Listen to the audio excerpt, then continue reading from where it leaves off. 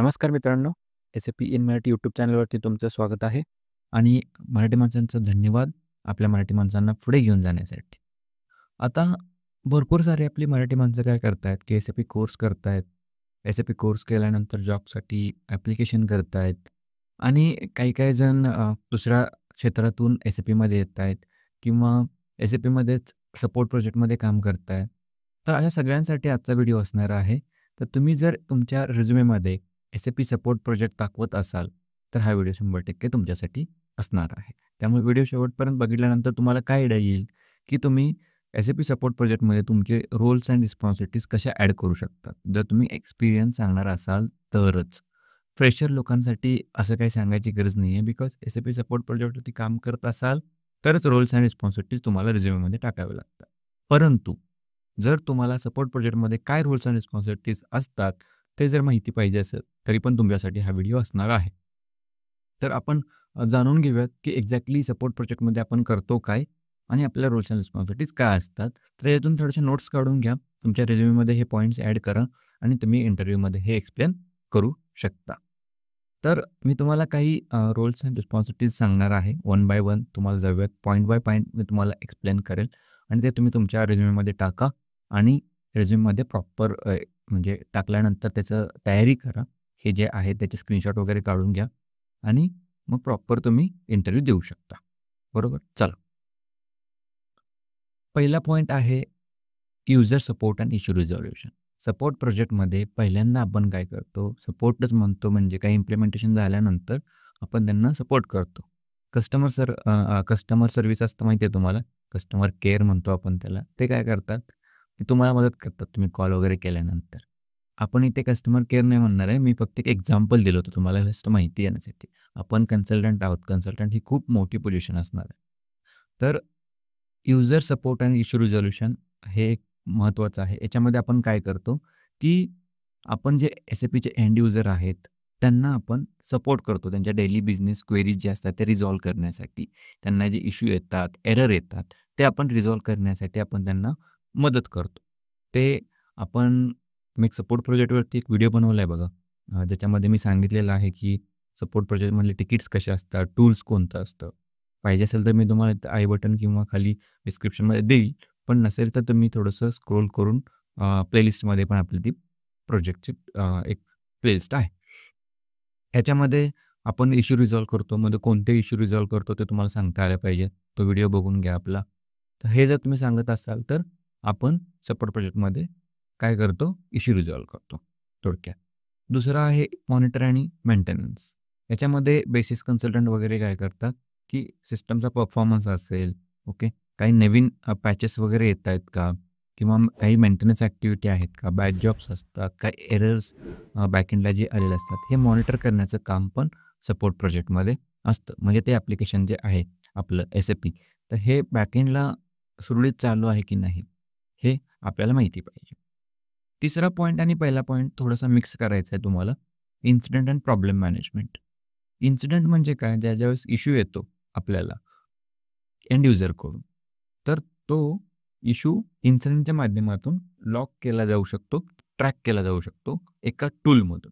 ते service now, remedy असे वेगवेगळे टूल्स आहेत.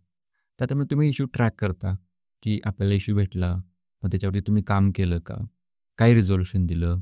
एररचा स्क्रीनशॉट असेल असं. मग त्याला टाईम फ्रेम्स असतात. म्हणजे कोणता इश्यू किती मिनिटामध्ये, तासामध्ये रिझॉल्व्ह करायचा असतो. P1, P2 इश्यूज असतात. तर असे इश्यूज हे तिथे ट्रॅक केले जातात. इन्सिडेंट अँड प्रॉब्लेम मॅनेजमेंट म्हणतो आपण याला.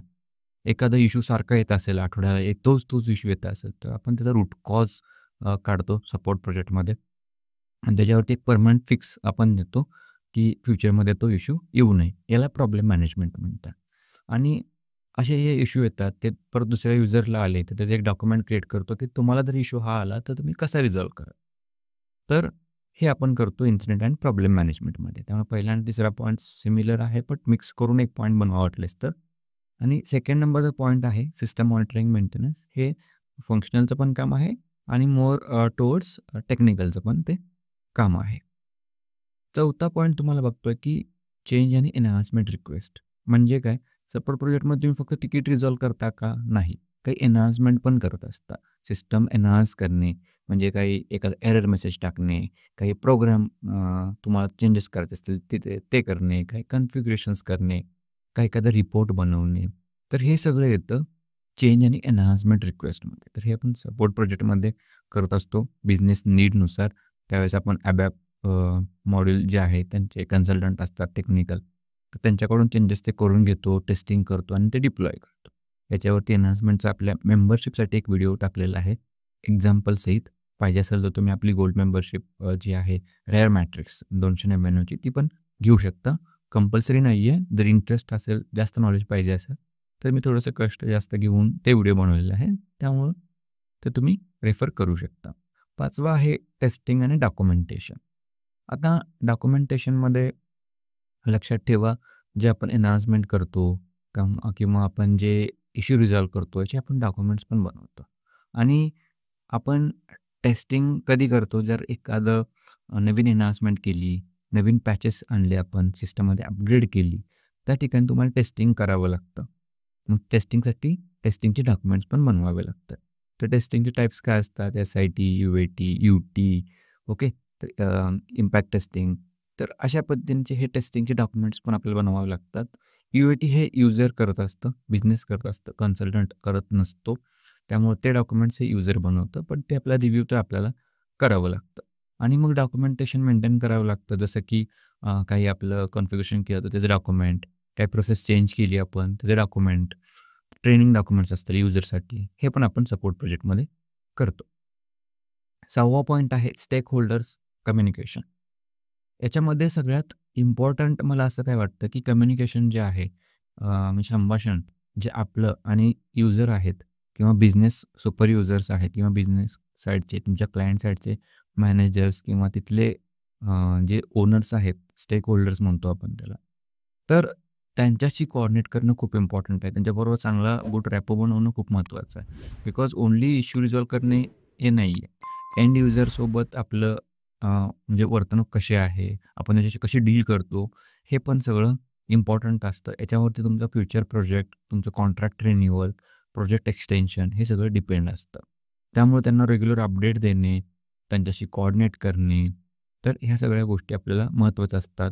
ज्यावेळेस त्यांचं ऑडिट होतं, त्यावेळेस SAP ऑडिट पण होत असतं. त्यासाठी तुम्हाला त्यांना सपोर्ट करावा लागतो. तर त्याच्या ज्या क्वेरीज असतात, ते तुम्हाला त्या स्टेक होल्डरबरोबर डिस्कस कराव्या लागतात. तर तुम्ही एक कन्सल्टंट म्हणून काम करताय. एक ब्रिज असतो, जो एंड युजरला आणि कन्सल्टंटला कनेक्ट करतो. त्याच्यामध्ये सुपर युजर असतात आणि सुपर युजर हे स्टेक होल्डरला किंवा ते स्वतः सुपर युजर असू शकतात. त्यांच्याशी कोऑर्डिनेट करून तुम्हाला स्ट्राँग कम्युनिकेशन ठेवावं लागतं. रिलेशन चांगलं ठेवावं लागतं. आणि 7वा म्हणजे ट्रेनिंग आणि नॉलेज ट्रान्सफर, KT म्हणतो आपण त्याला. तर हे पण इम्पॉर्टंट आहे. ज्यावेळेस नवीन युजर्स येतात, बल्कमध्ये हायरिंग होते वगैरे, त्यावेळेस तुम्हाला ट्रेनिंग पण द्यावं लागतं एंड युजरला. काही नवीन प्रोसेस आल्या, प्रोसेस चेंज आल्या, त्याचं डॉक्युमेंट बनवून त्यांना तुम्हाला डिलिव्हर करावं लागतं आणि त्यांना सांगावं लागतं, की या प्रोसेस अशा चेंज झालेल्या आहेत. ही प्रोसेस तुम्हाला फॉलो करावी लागणार आहे.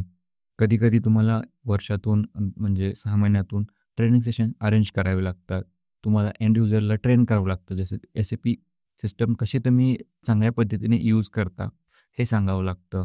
किंवा समजा तुम्ही सपोर्ट प्रोजेक्टमध्ये काम करत असाल आणि एखादा सोडून गेला, त्या ठिकाणी दुसरा जर आला, त्याला तुम्हाला KT द्यावं लागते. त्याला सांगावं लागतं, की हा बिझनेस असा चालतोय. SAP सिस्टम अशी डेव्हलप आहे. तर ह्या पद्धतीने तुम्ही त्यांना सांगू शकता. तर हा 7वा पॉइंट होता. तर लक्षात घ्या, मी परत एकदा बॅक जातोय, की या 7 रोल्स आणि रिस्पॉन्सिबिलिटी मी सांगण्याचा प्रयत्न केलेला आहे. याच्यावरती 2-2 सेंटेन्स तुम्ही रेडी करा. नोट डाउन करून ठेवा कुठेतरी. हे पॉइंट्स तुम्ही टाका तुमच्या रिझ्युमीमध्ये. 7 पॉइंट टाकू शकता बिनधास्त. ह्याच्यावरती हे 2-2 पॉइंट मी आत्ता सांगितलेले 2-2 लाईन तुमच्या भाषेत तुम्ही लिहून ठेवा. ओके. आणि तुम्हाला इंटरव्ह्यूमध्ये विचारलं, की what was your roles and responsibilities, तर तुम्ही यातले हे पॉइंट्स तुम्ही एक्सप्लेन करू शकता. अजूनही सपोर्टवरती आपले भरपूर व्हिडिओ आहेत. त्याचं पण कॉम्बिनेशन करा आणि तुम्ही इंटरव्ह्यूमध्ये चांगल्या पद्धतीने हे एक्सप्लेन करू शकता रिझ्युमेच्या माध्यमातून आणि स्वतः तुम्ही एक्सप्लेन करत असताना पण. तर चला मग मित्रांनो, असंच आपल्या चॅनलला सपोर्ट करत राहा. आपल्या चॅनलला लाईक, शेअर, सबस्क्राईब करा आणि आपल्या मराठी माणसांसोबत शेअर करा. आपल्या मराठी माणसांना पुढे घेऊन जावा. आपल्या चॅनलची लाईव्ह मेंबरशिप आहे ती जॉइन करा, कारण तिकडे मी नवीन नवीन कंटेंट तुमच्यासाठी फक्त घेऊन येतोय. तोपर्यंत जय महाराष्ट्र.